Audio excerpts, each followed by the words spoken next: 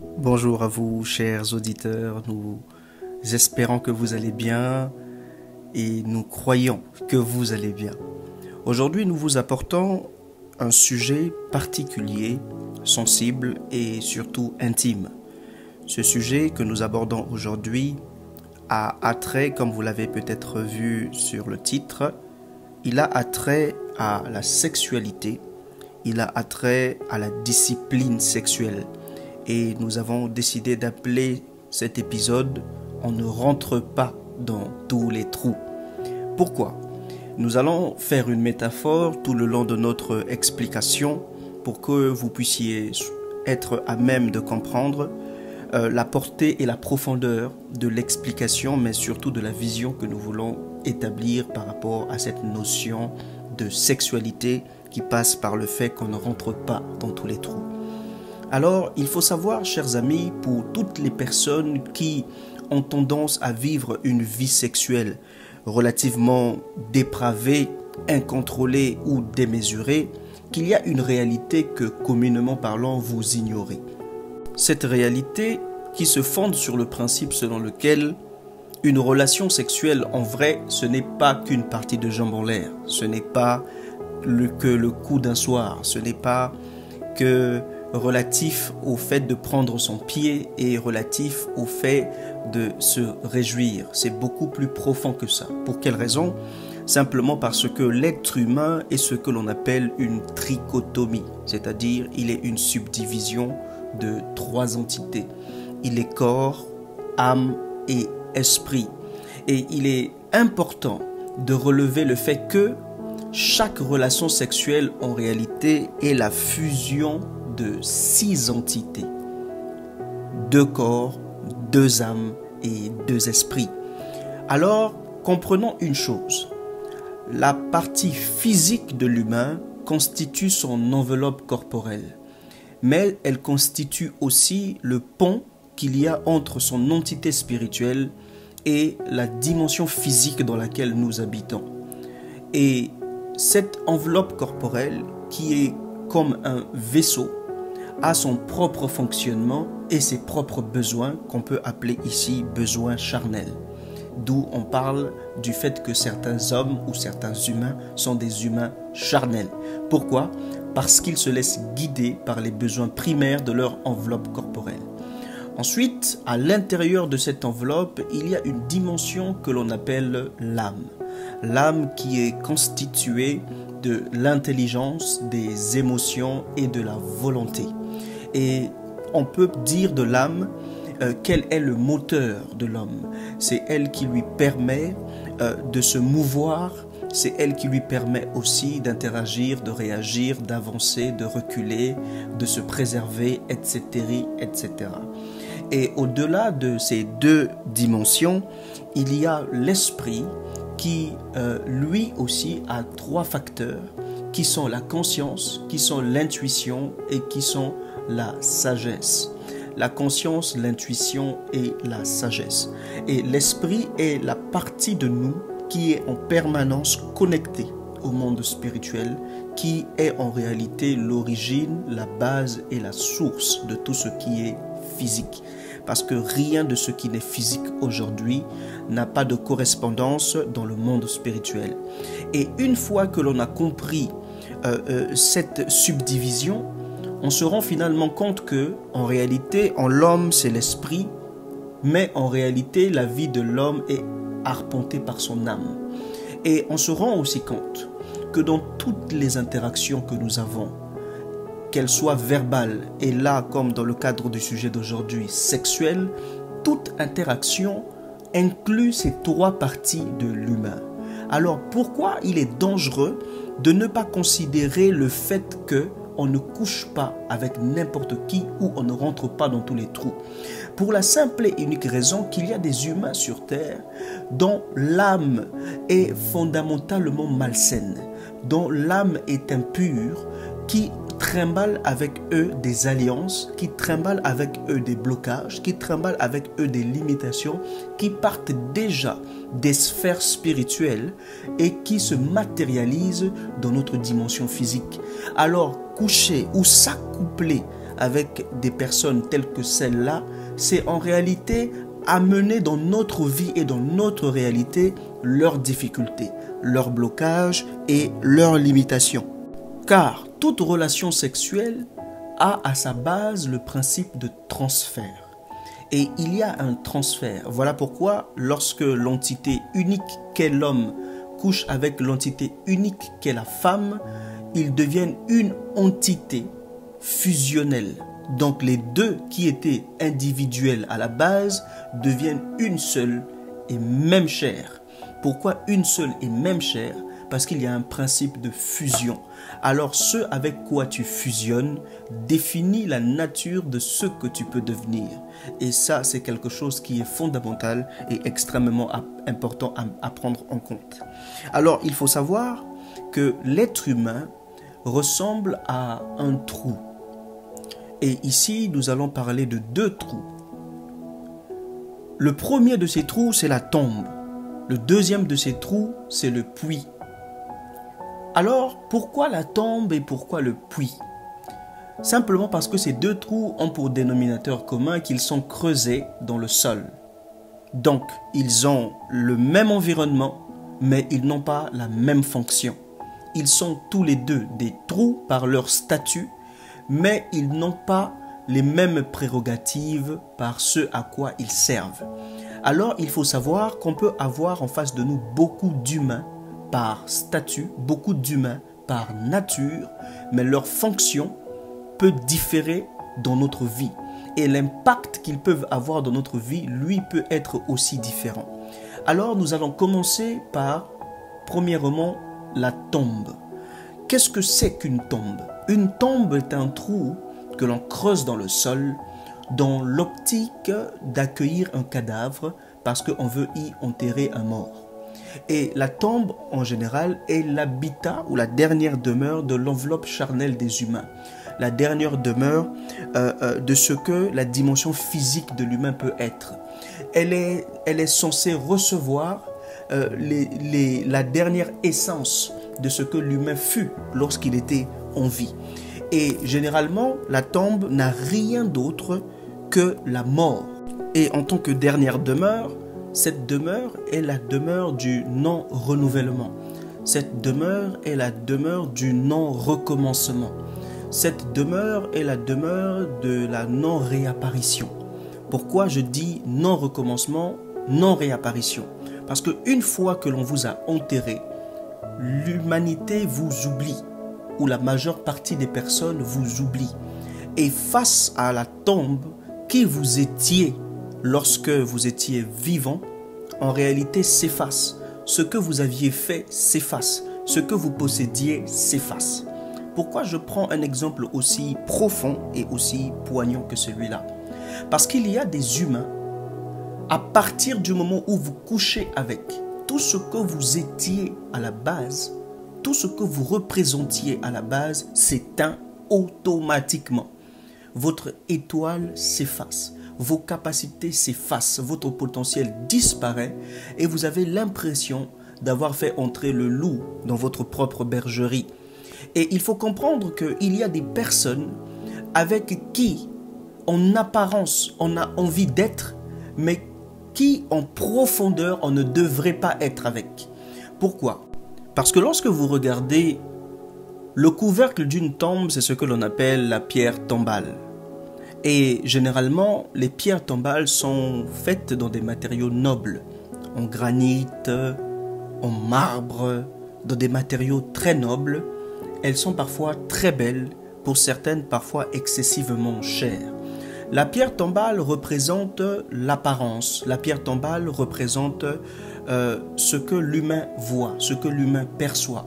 La pierre tombale représente une illusion. L'illusion selon laquelle c'est beau, c'est propre, c'est joli, mais au fait une illusion qui cache la vérité et la réalité aussi selon laquelle à l'intérieur et en dessous il y a la mort. Et il faut comprendre que beaucoup de nos relations, nous les avons bâties sur ce principe d'apparence, sur ce principe de m'as-tu vu, sur ce principe de ce que le monde nous présente, sur ce principe de ce que l'autre est, sur ce principe de ce à quoi l'autre ressemble, sur le principe des courbes, sur le principe des tablettes de chocolat, sur le principe des voitures, sur le principe des maisons, sur le principe de l'argent, mais sans prendre en compte qu'il serait potentiellement une tombe ou qu'elle serait potentiellement une tombe. Et c'est seulement après avoir été dans cette tombe et après avoir été recouverte ou recouvert par cette pierre tombale qu'on se rend finalement compte qu'on est dans la tombe. C'est comme certaines relations, on ne se rend compte qu'au fait on est en train d'être absorbé qu'une fois dedans, une fois après avoir contracté, une fois après avoir couché, une fois après avoir signé, on se rend compte qu'au final je suis à la mauvaise place, au mauvais endroit. Et les relations tombent, ce sont des relations qui n'ont qu'un seul but et qu'une seule fonction, celle de vous éteindre, celle de vous diminuer et celle de vous amenuire. Voilà pourquoi je dis souvent, les amis, qu'il est important, au-delà du physique et au-delà de toute la beauté ou de toutes les apparences qui sont généralement trompeuses, de percer le mystère du voile, d'aller au-delà et d'essayer à comprendre de quel bois cette personne est-elle faite, quelle est l'entité spirituelle qui l'anime, quelle est l'énergie qui parle à travers ses mots, qui agit à travers ses mains, qui marche à travers ses pieds, qui regarde à travers ses yeux, qui entend à travers ses oreilles et qui se prononce à travers sa bouche. Il est important de chercher à comprendre par discernement et par sagesse, mais aussi par l'épreuve du temps, à qui j'ai affaire. Parce qu'il se pourrait que par précipitation, immaturité ou encore par convoitise, cupidité et encore peut-être par tout un tas de mécanismes qui sont liés à l'apparence et à l'attrait physique, que l'on se mette dans des relations qui en réalité nous détruisent, un peu comme cet exemple que nous venons de prendre. Et le deuxième type de trou, c'est ce que l'on appelle le puits. Alors un puits, c'est comme la tombe, un trou que l'on creuse dans le sol. Mais comme je l'ai dit, vous pouvez avoir le dénominateur commun, mais ne pas avoir la même fonction. Et le puits agit comme un trou que l'on fait dans le sol, mais dans l'optique d'y extraire de l'eau. L'eau qui sert à purifier, l'eau qui sert à laver, l'eau qui sert à nettoyer, à cuisiner, l'eau qui sert à conserver, protéger, et donc l'eau qui donne la vie, sans laquelle rien ne peut exister. Et il faut savoir qu'il y a des humains qui sont comme des puits, qui renferment en eux une énergie réparatrice, une énergie conservatrice, une énergie évolutive, une énergie de progrès, d'avancement. Et ces personnes, bien qu'elles sont difficiles à trouver, sont quand même fondamentalement utiles pour notre vie et pour notre progrès.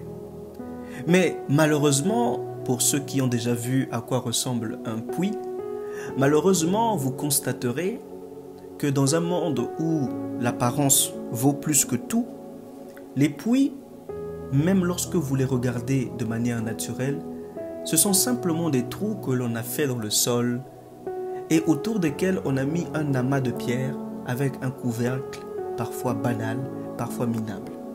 Le puits ne se caractérise pas et presque jamais par l'apparence qu'il a à l'extérieur. L'importance du puits ne repose jamais sur la négligence de son extérieur. Parfois, vous pouvez voir un trou autour duquel on a amassé des pierres et sur lequel on a mis un couvercle. Et parfois, vous pouvez négliger ce trou.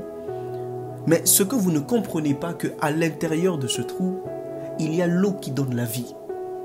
Et c'est pour cela que je dis souvent qu'il est fondamental et important de sortir du domaine de l'appréciation extérieure seulement et de pénétrer aussi le domaine très restreint et parfois fermé de la contemplation interne des gens. Il faut savoir comprendre qu'est-ce qui anime les gens. Il faut savoir découvrir si la personne que j'ai en face de moi, au-delà de son apparence extérieure, ne renferme pas l'eau qui contient la vie dont j'ai besoin. L'eau qui contient la vie dont les aliments que je prépare ont besoin. L'eau qui contient la source de la purification dont j'ai besoin.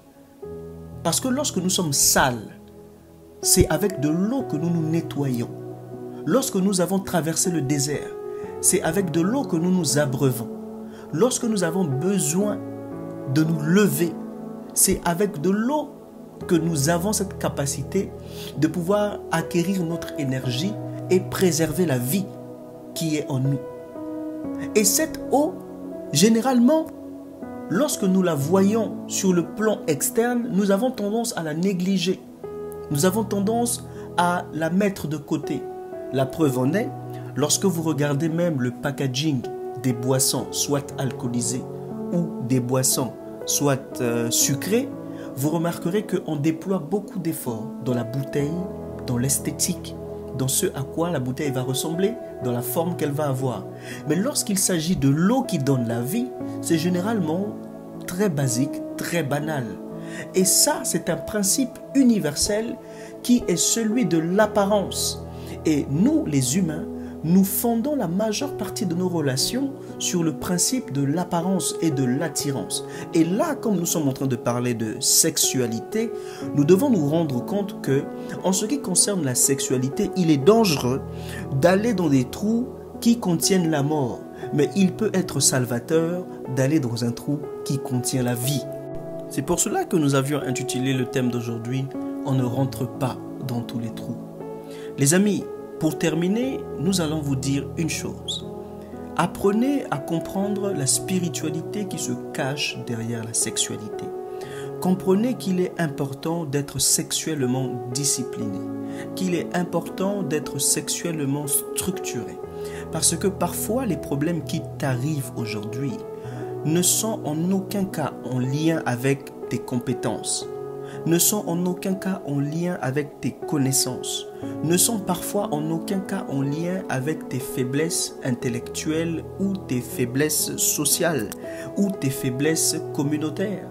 Mais parfois, les blocages et les limitations dont tu es sujet aujourd'hui ont parfois tout à voir avec la personne avec qui tu couches ou avec ta vie sexuelle.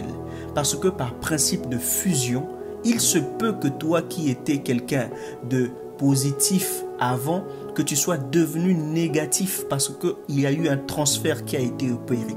C'est pour cela que vous remarquerez qu'il y a des relations où avant la relation, on était quelqu'un de joyeux, on avait une âme d'enfant, on était quelqu'un d'innocent.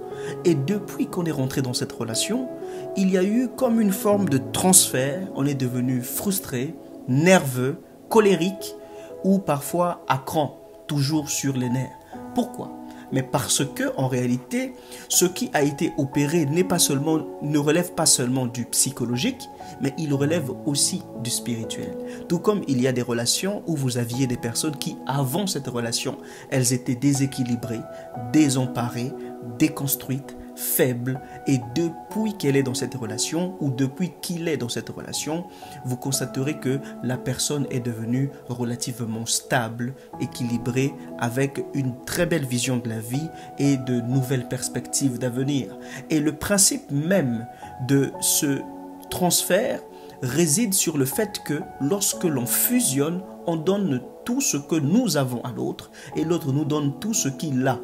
C'est pour cela que nous insistons, que nous vous conseillons, que nous essayons de vous tirer la sonnette d'alarme sur le principe selon lequel on ne rentre pas dans tous les trous.